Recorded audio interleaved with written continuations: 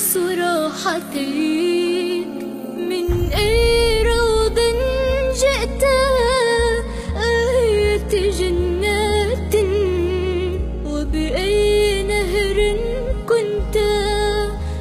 تغمس راحتك، حتى سررت بأن تجود على الضعيف بمحبة،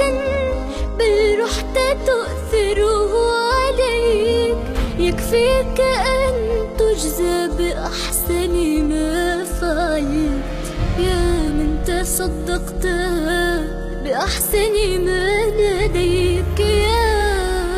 من تصدقت بأحسن ما